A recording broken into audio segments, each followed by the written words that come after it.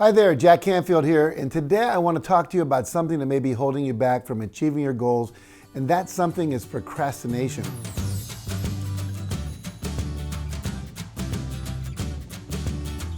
Do you ever put off a task such as a presentation that's due for work or end of the month reporting, only to find yourself in a mess of panic and anxiety as you scramble to finish it before the due date?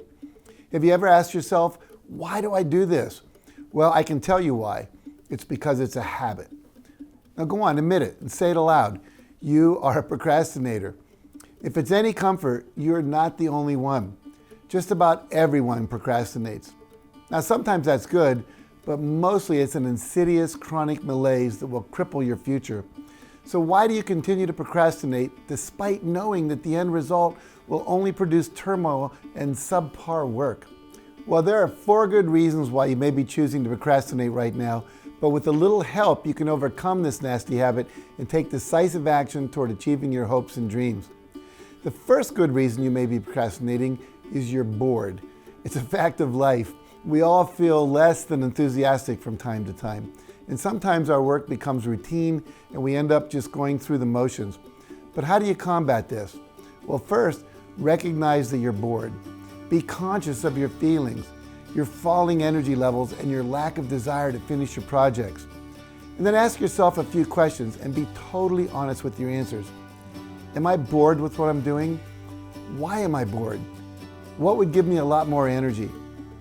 You see, successful people maintain their excitement by constantly going after new projects and bigger opportunities. They thrive on taking new risks and the possibility that they might hit a massive home run. And that uncertainty makes it even more appealing. Keep raising your level of expectation and never become satisfied with routine business that requires no challenge or ingenuity.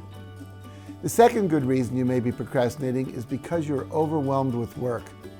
Often people procrastinate because they let things pile up instead of handling one task at a time and taking each task to completion. This may start with just one little thing that doesn't get done because the time wasn't right or you just didn't feel like doing it, but then something else comes along and you postpone that too, and now you've got 2 things to do. Individually, neither one seems too big to accomplish, but together they create resistance inside of you.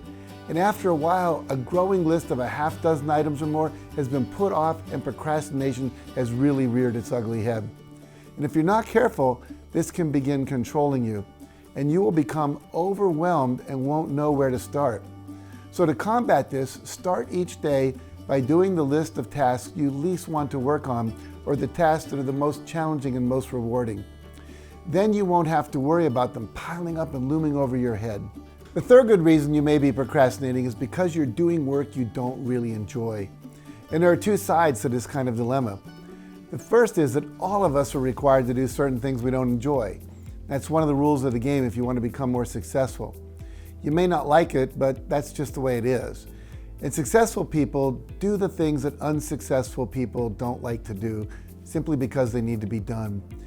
They don't enjoy doing some of these same things either, but they go ahead and they do them anyway.